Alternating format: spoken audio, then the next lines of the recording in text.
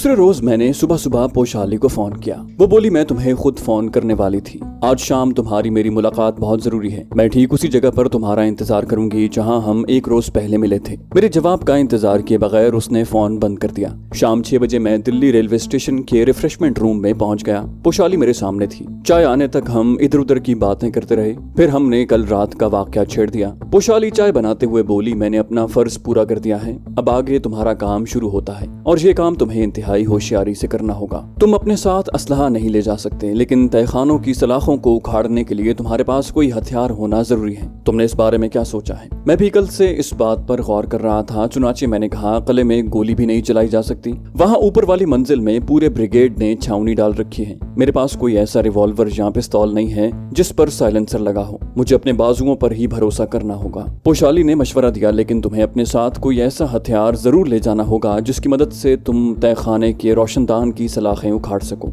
ये इंतजाम मैंने पहले ही कर रखा था। ये लोहे का एक तकरीबन 2 फुट लंबा टुकड़ा था जिससे लकड़ी की पेटियों की पतरियां उखाड़ी जाती थी। यह आंकड़ा मुझे अपने गैराज में पड़ा हुआ मिल गया था। मैंने उसके बारे में पोशाली को बताया तो कहने लगी हमें अभी तक तो यही उम्मीद है कि डोगरा फौजी वैसा ही करेगा जैसे मैंने उसे कहा है, लेकिन तुम्हें किसी गड़बड़ के लिए तैयार रहना होगा। मैंने चाय की खाली प्याली मेज पर रखते हुए सिगार लगाया। मैं हर किस्म के हालात का मुकाबला करने के लिए तैयार हूँ। पोशाली ने पूछा डोगरे का क्या करोगे? वो तो होश में होगा। मैंने कहा उसकी जिंदगी का चिराग तो सबसे पहले गुल करना होगा। पोशाली ने कहा न जाने क्यों मुझे ये हिंदू डोगरा फौजी बिल्कुल अनाड़ी लगता है। कहीं अपने साथियों को चाय में बेहोशी का केमिकल पिलाते वक्त घबरा कर भांडा न फोड़ दें। मैंने पोशाली को इत्मीनान दिलाकर कहा हमारी किस्मत है, हमने दाव लगा दिया है, अब आर है या पार, इसके सिवा चारा भी क्या है। वैसे मैं उस पर नजर रखूंगा। वैसे इस केमिकल की बेहोशी का वक्त कितना है? जब उसने बताया कि उसका एक कतरा अगर 7 आदमियों को पिला दिया जाए तो वो कम से कम 4 घंटे तक बेहोश रहेंगे।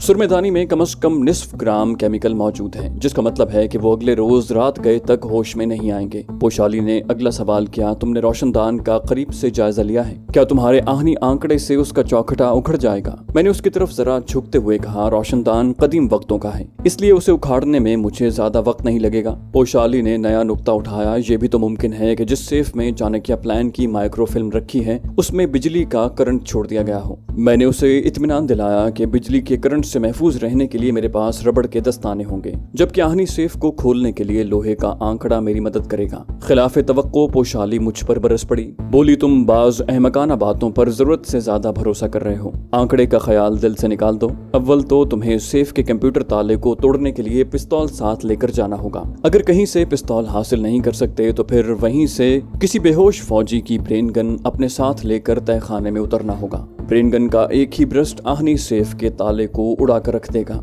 और तहखाने की वजह से ब्रस्ट की आवाज बहुत कम बाहर निकलेगी। पोशाली ने बड़ा अच्छा नुक्ता समझाया था। मैंने उसी तरीके पर अमल करने का फैसला किया। उसके कुछ देर बाद हमने अपने मिशन के बारे में मजीद बातें की और फिर एक दूसरे से जुदा हो गए। दूसरे रोज सुबह पोशाली ने मुझे चाबी पहुंचा दी, जिसका मुझे शिद्दत से इंतजार था, क्योंकि इसी की मदद से मुझे अपने ऑफिस के खुफिया रिकॉर्ड रूम का ताला खोलकर चाणक्य प्लान फाइल देखनी थी। इस काम के लिए ऑफिस टाइम के बाद का वक्त मौजूद था। चुनाचे मैंने सुबह ही से कहना शुरू कर दिया कि मेरे पास फाइलों का अंबार जमा है। आज छुट्टी के बाद शाम तक ऑफिस में बैठकर इन सब को डिस्पोज करूंगा। लेकिन अपने अय्यार बॉस तिवाड़ी से मैंने इसका जिक्र न किया। 4 बजे मिस्टर तिवाड़ी और वशराम काम खत्म करके चले गए। मैंने अपने मातहतों को भी रुखसत कर दिया और खुद मेज पर फाइलें रखकर बज़ाहिर बड़े इन्हिमाक से काम में मसरूफ हो गया। जब मैंने महसूस किया कि ऑफिस के बरामदों में गहरी खामोशी छा गई है तो मैं उठकर बाहर आया। 5 बज रहे थे और सिर्फ चौकीदार ही दफ्तर में रह गया था। वो चाबियों का गुच्छा कमर से लटकाए कमरों को ताले लगाता इधर उधर मंडला रहा था। मैंने उसे 10 रुपए का नोट निकाल कर दिया और चांदनी चौक वाले एक खास दुकान से सिगार मंगवाने के लिए भेज दिया। उसके जाने के चंद मिनट बाद मैं खुफिया तहखाने का दरवाजा खोलकर अंदर दाखिल हो चुका था। कमरे में दीवारों के साथ अलमारियां लगी थीं जो फाइलों से भरी हुई थी।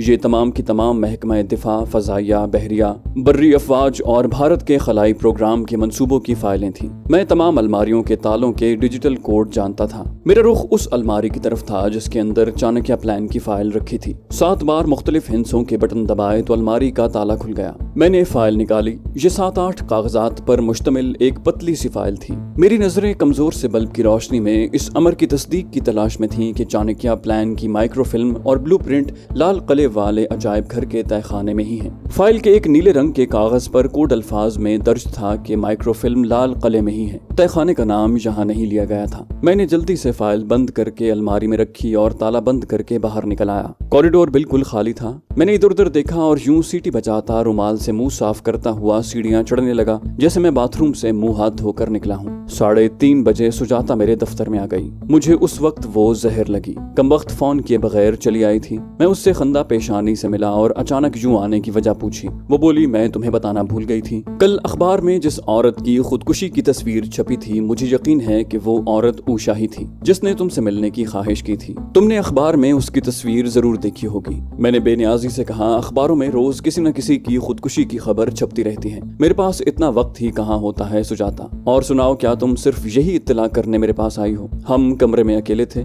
सुजाता ने बड़ी मोहब्बत से अपना सर मेरे कांधे पर रख दिया। किशन डियर, सच जानो मैं तुमसे मिलने के बहाने ढूंढती हूँ। मैंने दिल ही दिल में कहा कि कहीं किसी दिन मुझे ये ले न डूबे, लेकिन मुंह से आवाज कुछ और निकली थी। मैंने कहा, मेरा भी यही ख्याल है सुजाता। और फिर चंद महीनों की बात है, तरक्की होते ही हम एक दूसरे से ब्याह के बंधन में बंध जाएंगे। सुजाता ने नाराज होकर मुंह दूसरी तरफ कर लिया। मुझे तुम्हारी तरक्की नहीं चाहिए, मुझे सिर्फ तुम चाहिए बस। मैंने उसे समझाया कि ब्याह शादी कोई बच्चों का खेल नहीं होता। इसमें बहुत सी बातें पहले से सोचनी पड़ती हैं। शादी के बाद बच्चों की परवरिश और देखभाल के लिए पैसों की जरूरत होती है। चलो उठो, हम अशोका में फिल्म देखने जाएंगे। मैं घर में कहकर आई हूँ कि किशन के साथ मैटिनी शो देखने जा रही हूँ। उस रोज सुजाता के साथ फिल्म पर या किसी भी जगह जाने का सवाल पैदा नहीं होता था। वो तो मेरे मंसूबे पर अमल की रात थी और अभी मुझे बाजार से नायलॉन की बारीक रस्सी और चेहरे पर लकीरें डालने के लिए स्याह पेंट भी खरीदना था। मैंने सुजाता से पहले तो बेपनाह अमली मोहब्बत का मुजाहरा किया और फिर उसे इस बात पर राजी कर लिया कि हम कल मैटिनी शो देखने जाएंगे। वो राजी हो गई। 4 बजे मैं उसे साथ लेकर ऑफिस से बाहर निकला। उसे उसकी कोठी पर छोड़ा और खुद बंगले पर जाने की बजाय अंदरूने शहर रवाना हो गया,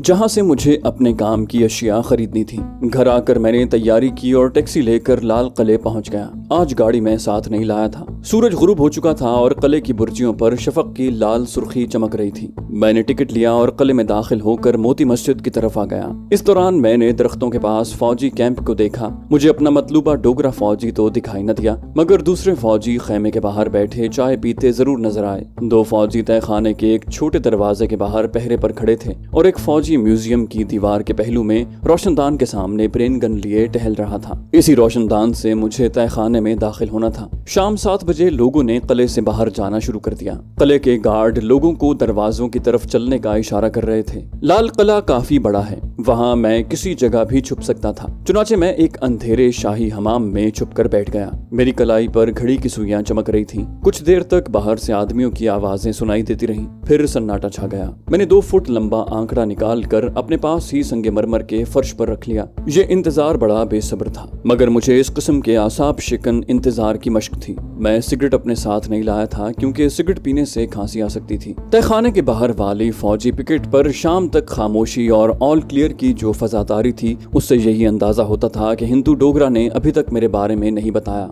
अगर वो अपने कैंप कमांडर या किसी दूसरे फौजी को बता देता तो अब तक मिलिट्री पुलिस किले में मेरी तलाशी शुरू कर चुकी होती। लेकिन इस बात का इम्कान भी था कि मुखबरी की सूरत में मिलिट्री पुलिस रात 12 बजे मौका वारदात पर मेरे आने का इंतजार करती और मुझे रंगे हाथों गिरफ्तार कर लिया जाता। इस ज़हनी तनाव की हालत में अंधेरे शाही हमाम के ठंडे और खाली कमरे के कोने में बैठा तरह तरह के वसवसों में घिरा हुआ था। किसी वक्त ख्याल आता कि मैंने और पोशाली ने एक भारतीय फौजी पर भरोसा करके हिमाकत का सबूत दिया है। किसी लम्हे ख्याल आता कि नहीं, उस फौजी के जहन पर लक्ष्मी देवी का असर बिल्कुल मुहित है। वो अपनी आंखों से लक्ष्मी देवी के दर्शन कर चुका है और अब जबकि लक्ष्मी देवी ने उसे 2 हीरे भी अता कर दिए हैं तो वो अपने अहद और अकीदे पर कायम रहेगा और इधर उधर नहीं होगा। बहरहाल कुछ भी हो, हमने अनाड़ीपन का सबूत जरूर दिया था। रात के 9 बजे मैंने जेब से स्प्रे गन निकाली और अपने चेहरे को कैमोफ्लेज करने के लिए आड़ी तिरछी लकीरें बनाकर स्प्रे गन वहीं फेंक दी। बारीक दस्तानों की वजह से स्प्रे गन पर मेरी उंगलियों के निशान पड़ने का सवाल पैदा नहीं होता था।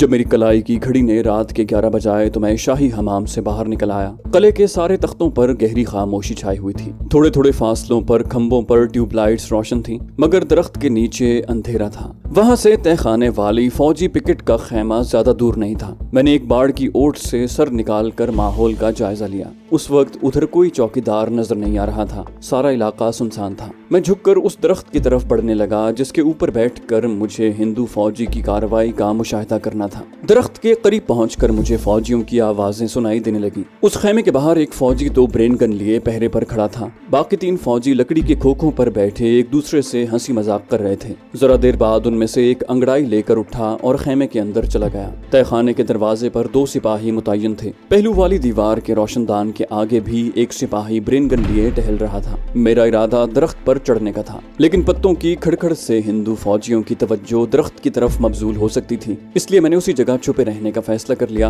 और गार्डिनिया की बाड़ के पीछे सिमट कर शाखों से फौजियों की निगरानी करने लगा। मुझे अपना हिंदू डोगरा फौजी कहीं नजर नहीं आ रहा था। उसे लक्ष्मी देवी की हिदायत के मुताबिक ठीक आधी रात को सोमरस वाली चाय की चैनक लेकर आना था और अभी 12 बजने में पौन घंटा बाकी था। खुदा खुदा करके रात के 12 बजे तो मेरी बेचैन नजरें मलगजे अंधेरे में खेमे के बाहर बैठे 2 हिंदू फौजियों पर जम गई। एक सिपाही पहरे पर था। जो फौजी खेमे के अंदर गया था अभी तक बाहर नहीं आया था। अब खोखों पर बैठे हुए फौजी भी उठकर इधर उधर टहलने लगे। उनके कांधों से ब्रेन गन्ने लटक रही थी। मेरी बेचैन नजरें हिंदू फौजी डोगरे की आमद की मुंतजिर थी, मगर वो कमबख्त अभी तक दिखाई नहीं दिया था। फिर वो मुझे खेमे के पीछे से आता दिखाई दिया। मेरा दिल जोर से धड़का। उसके हाथ में चाय की चैनक थी। इस चाय में उसने यकीनन सोमरस मिलाया होगा। अब चंद लम्हों में फैसला होने वाला था। हो सकता था कि चंद सेकंड बाद डोगरा फौजी को हलाक करने के बाद मैं रोशनदान का आहनी जंगला उखाड़ रहा होता, और ये भी हो सकता था कि चंद सेकंड बाद वहां गोलियां चलने लगती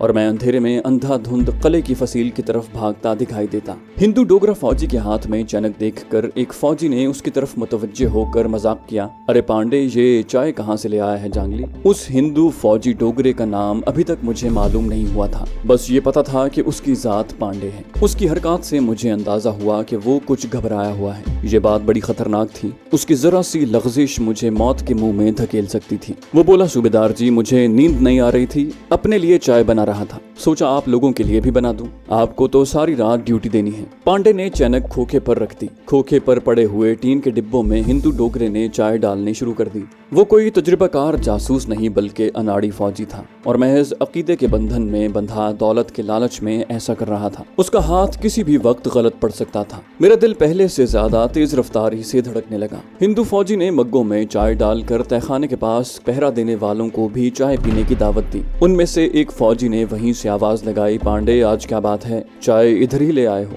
हिंदू डोगरा फौजी चाय के 3 मग लेकर तहखाने के दरवाजे की तरफ बढ़ा, क्योंकि वहाँ 3 फौजी पहरा दे रहे थे। उस कमबख्त से ये गलती हो गई कि पहले खेमे वाले फौजियों को चाय पीने और बेहोश होकर गिरने का मौका न दिया। मेरे आसाब उस वक्त शदीद तनाव की हालत में थे। मुझे मालूम था कि अगर हिंदू फौजी ने वाकई चाय में बेजायका मगर सरीउल असर महलूल मिला दिया है तो फिर उसका एक घूंट पीने से ही फौजी बेहोश हो जाएगा, और वैसा ही हुआ। उस बदबख्त हिंदू डोगरे ने ये अमल किसी खास मंसूबे के तहत नहीं किया था। वो ऐसा कर भी नहीं सकता था। इसका मुझे पहले से सद्देबाब कर लेना चाहिए था, मगर अब वक्त गुजर चुका था। हिंदू डोगरा चाय के 3 मग लेकर तहखाने के दरवाजे पर मौजूद सिपाहियों की तरफ गया तो इतनी देर में पीछे एक फौजी ने मग में चाय का घूंट भरा। चाय के हलक में जाते ही उसके हाथ से मग गिर पड़ा और वो बेहोश होकर खोखे के ऊपर लुढ़क गया। उसे गिरता देखते ही दूसरा फौजी वहीं से चिल्लाया, चाय मत पीना जवानों, इसमें कोई जहरीली शय है। खुशकिस्मती से उस फौजी ने अभी चाय नहीं पी थी। पांसा पलट चुका था। दूसरी तरफ अपना फौजी डोगरा घबरा गया। उसने चाय के 3 मग जमीन पर फेंक दिए।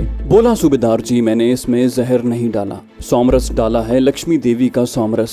खेल खत्म हो गया था। अब खतरा मेरे ऊपर मंडलाने लगा था। वहां से भागने के लिए गार्डिनिया की बाड़ के अकब में लेट गया और कोहनियों के बल जितनी तेजी से रेंग सकता था रेंगता हुआ कले की फसील वाले तख्त की तरफ बढ़ा। अकब से मुझे फौजियों की पुचकिच करने की आवाजें आ रही थी। कहाँ से लाया था ये सोमरस? कहाँ मिली थी लक्ष्मी देवी? इसे क्वार्टर गार्ड में ब्रिगेडियर कमांडर के पास ले चलो। मुझे गोया मौत का सामना था। अगर हिंदू डोगरा फौजी ने ये बता दिया कि एक जोगी ने उसे ये सब कुछ करने पर वरगलाया था और वो आधी रात को इस जगह पहुंचने वाला है तो फौजी यकीनन मेरी तलाश में भाग खड़े होंगे। मैंने अपनी रफ्तार तेज कर दी। आगे झाड़ झनकार से भरा हुआ गड्ढा आ गया। मैं उसमें गिर गया। बड़ी मुश्किल से अपने आप को पत्तों भरी शाखों से अलग किया और गड्ढे में से निकल कर दोबारा कले की अकबी फसील की तरफ रेंगना शुरू कर दिया। मेरे घुटनों और कोहनियों पर खराशों के निशान पड़ गए थे। आहनी आंकड़ा मेरी कमर से बंधा मेरे साथ साथ लुढ़कता हुआ चला रहा था। خدا خدا کر کے میں قلعے کی فصیل پر پہنچ گیا۔ اس جگہ خوش قسمتی سے اندھیرا تھا۔ میں نے اسی اندھیرے کی وجہ سے فرار کی شکل میں اس مقام کا انتخاب کیا تھا۔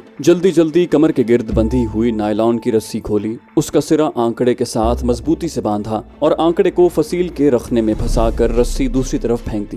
گھر تک کا سفر بخوبی گزرا۔ نہ کسی نے مجھے جاتے دیکھا اور نہ کوئی خراشوں سے بھرپور چہرہ لیے میری واپسی کا گواہ تھا۔ دروازے کی بجائے کھڑکی کے راستے بیڈ روم میں پہنچ کر میں نے پہلا کام یہ کیا کہ کپڑے اتار کر دھوتی کرتا پہنا۔ میرا چہرہ اسپرے کلر کے پھیل جانے کی وجہ سے سانولا ہو رہا تھا۔ صابن سے منہ دھو کر اسے صاف کیا، بالوں میں کنگھی کی، اپنے کپڑوں کو الماری میں تہہ کر کے لگا دیا، جوتوں پر سے مٹی صاف کی اور پلنگ پر لیٹ کر سوچنے لگا کہ یہ مہم تو بخیر خوبی ناکام ہو گئی۔ اب مجھے کیا کرنا ہوگا؟ چانکیہ پلان کی مائکرو فلم میں حاصل نہ کر سکا، مگر اپنے آپ کو وہاں سے بچا کر نکال لانے میں ضرور کامیاب ہو گیا تھا۔ ٹیلی فون میرے قریب ہی تپائی پر پڑا تھا، پوشالی کو فون کرنا ضروری تھا۔ میں نے اس کا نمبر ملایا، پہلی گھنٹی پر ہی فون اٹھا لیا گیا۔ آواز پہچانتے ہی وہ بے قراری سے بولی، کیا ہوا؟ میں نے کہا کچھ نہیں۔ دوسری طرف ایک لمحے کی خاموشی کے بعد پوشالی کی آواز آئی، کل سیکنڈ شو پر اسی سنیما ہاؤس کی گیلری میں بات ہوگی۔ فون بند ہونے کے بعد میں دیر تک پریشان خیالوں میں الجھا پہلو بدلتا اور سوچتا رہا اور پھر مجھے نیند آ گئی۔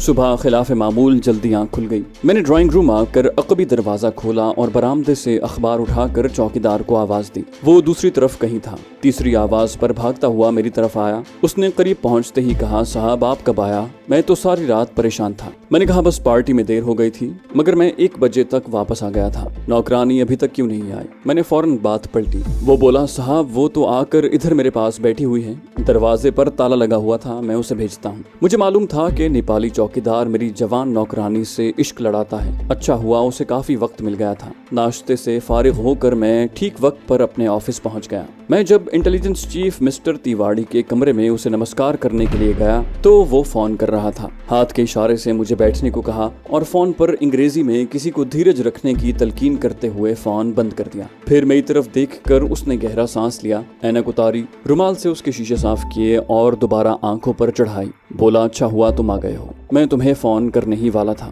اس نے میز پر دونوں بازو ٹکا کر میری طرف جھکتے ہوئے کہا۔ میں نے مسکرا کر جواب دیا، سر میں تو ہمیشہ آن ٹائم آتا ہوں۔ وہ بولا، تمہیں میرے ساتھ فورٹ تک چلنا ہوگا۔ مسٹر تیواڑی کے اگلے جملے نے میرے جسم میں سنسناہٹ دوڑا دی۔ کہیں لوگوں کو قلعے میں میرا کوئی سراغ تو نہیں مل گیا، مگر ایسا نہیں ہو سکتا تھا۔ وہاں سارے وقت میں دستانے پہنے ہوئے تھا، میری انگلیوں کے نشان کسی جگہ پر نہیں تھے۔ میں سمجھ گیا کہ چونکہ رات کا واقعہ فوجی نوعیت کا ہے، ہندو ڈوگرے پانڈے نے معمولی سی سختی پر سب کچھ اگل دیا ہوگا۔ چنانچہ ملٹری انٹیلیجنس نے ہمارے چیف کو سارے حالات سے مطلع کر دیا ہے۔ اس کی وجہ یہ تھی کہ مسٹر تیواڑی اس قسم کے امور کی تحقیقات میں بہت تجربہ رکھتا تھا، اور واردات چونکہ شاہی قلعے میں ہوئی تھی اور ایک فوجی اس میں ملوث تھا، اس لیے پرائم منسٹر کے انٹیلیجنس بیورو کو خبر کرنی ضروری تھی۔ میں نے بھی کرسی چھوڑ دی۔ Okay sir.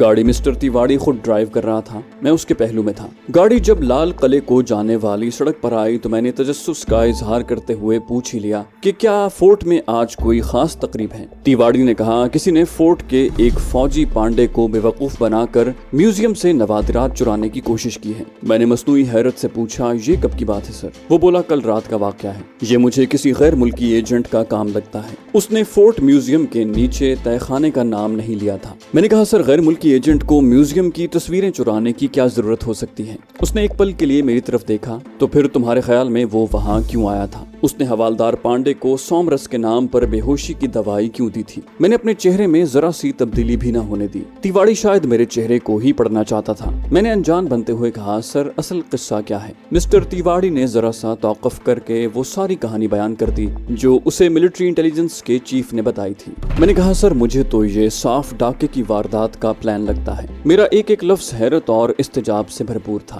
یہ نوادرات چوروں کی کارستانی ہے، وہی لوگ جوگی سادھوؤں کا بھیس بدلنے میں مہارت رکھتے ہیں۔ یہ لوگ پیشہ ور چور ہیں اور پکٹ پر گارڈ کو بے ہوش کر کے نوادرات چرانا چاہتے تھے۔ تیواڑی نے آہستہ سے کہا، یہ وہاں چل کر معلوم ہوگا۔ دیوان خاص کے ملٹری انٹیلیجنس کے کرنل بھلا نے ہمارا خیر مقدم کیا اور اپنے اردلی سے کہا، حوالدار کو لاؤ۔ پھر مسٹر تیواڑی کی طرف متوجہ ہوا، حوالدار پانڈے کو میں نے بلایا ہے۔ اس پراسرار جوگی نے پانڈے کو ایک سرمے دانی میں بے ہوشی کا کیمیکل دے کر بھیجا تھا۔ ایک لمحے کو میرا حلق خشک ہو گیا، کہیں وہ مجھے پہچان نہ لے، مگر میں تو جوگیوں والے بھیس میں تھا، سر پر کپڑا بندھا हुआ था, मुंह पर राख मली हुई थी। मैंने खुद को तसल्ली दी, लेकिन उसके बावजूद मेरा दिल धड़कने लगा था। इतने में अर्दली हवालदार पांडे को लेकर आ गया। 2 गार्ड उसके साथ थे। उसने आते ही कर्नल को सैल्यूट मारा और हाथ जोड़कर खड़ा हो गया। उसने मेरी तरफ देखा भी नहीं था। वो गिड़गिड़ा कर कर्नल से इल्तिजा करने लगा, सर मेरा कोई कसूर नहीं है सर। कर्नल ने उसे डांट कर एक तरफ बिठा दिया। तिवाड़ी ने उससे सवाल किया, अगर वो जोगी तुम्हारे पास आ जाए तो तुम उसे पहचान लोगे? अब हिंदू डोगरा ने आंखें उठाकर हमारी तरफ देखा। उसकी आंखें 4 हुई, लेकिन मुझे न पहचान सका। बोला, सर मैं उसे फौरन पहचान लूंगा। सर वो जोगी बड़ा चालाक था। उसने मुझे दौलत का लालच देकर सोमरस दिया था। सर मैं बेगुनाह हूँ सर, मेरे छोटे छोटे बच्चे हैं सर। उसके साथ ही वो फूट फूट कर रोने लगा। शट अप, कर्नल भल्ला ने उसे डांटा। एकदम से बिल्ली क्यों बन गए हो? तुम्हारी इंक्वायरी होगी। अगर तुम बेगुनाह निकले तो तुम्हें कुछ नहीं कहा जाएगा। तिवाड़ी ने पूछा, जोगी तुम्हें जमुना पार जिस खंडर में ले गया था, क्या वहाँ तुमने अपनी आंखों से लक्ष्मी देवी को देखा था? पांडे ने सहमी हुई आवाज में कहा, हाँ सर मैंने देखा था। वो पूरी लक्ष्मी देवी थी। उसने मुझे 2 हीरे दिए थे और कहा था कि मैं सोमरस अपने नाइट ड्यूटी वाले जवानों को पिला दूंगा तो वो महाराजा अशोक की दौलत का सारा भंडार लेकर आएगी। कर्नल भल्ला ने अपनी जेब से वो 2 नकली हीरे निकाल कर मिस्टर तिवाड़ी को दिखाए, जो पोशाली ने हिंदू फौजी को दिए थे। ये शीशे के तराशे हुए मामूली टुकड़े थे। तिवाड़ी उन्हें गौर से देखता रहा। उसके बाद कर्नल भल्ला ने तिवाड़ी को कागज में लिपटी हुई वो सुरमेदानी निकाल कर दी, जिसमें बेहोशी का महलूल उस वक्त भी थोड़ा सा मौजूद था। ये महलूल मैंने अपने ऑफिस की लेबोरेटरी से चुरा कर पोशाली को दिया था और पोशाली ने उसे एक खाली सुरमेदानी में डालकर हवालदार को दिया था कि इसमें गगन मंडल का सोमरस है। मिस्टर तिवाड़ी ने सुरमेदानी के धाने को जरा सा सूंघा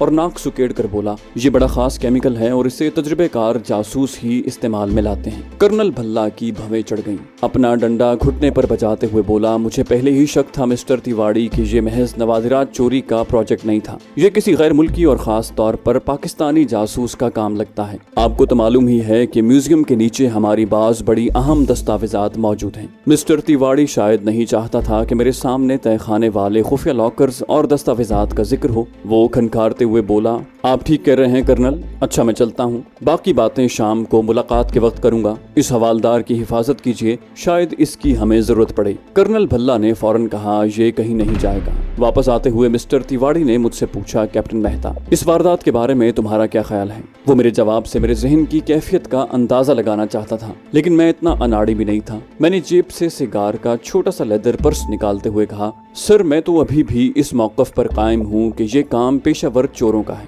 नवादिरात चुराने वाले गिरोह इस किस्म की हिकमत अमली इख्तियार करते हैं। मिस्टर तिवाड़ी ने कोई जवाब न दिया। मैंने सिगार सुलगाया तो वो मेरी तरफ देखकर पलटा। तुमने सिगरेट बिल्कुल छोड़ दिए हैं क्या? मैंने हल्का सा कष्ट लगाकर कहा, सिगार का तंबाकू मुझे ज्यादा पसंद आया है सर। मैंने मिस्टर तिवाड़ी को भी सिगार पेश किया, मगर उसने ये कहकर इनकार किया कि वो गाड़ी चलाते वक्त सिगार नहीं पिया करता। मैं खामोशी से सड़क पर आती जाती ट्रैफिक पर नजरें जमाए सोचता रहा कि ये अय्यार शख्स इस केस के बारे में किस अंदाज से सोच रहा था।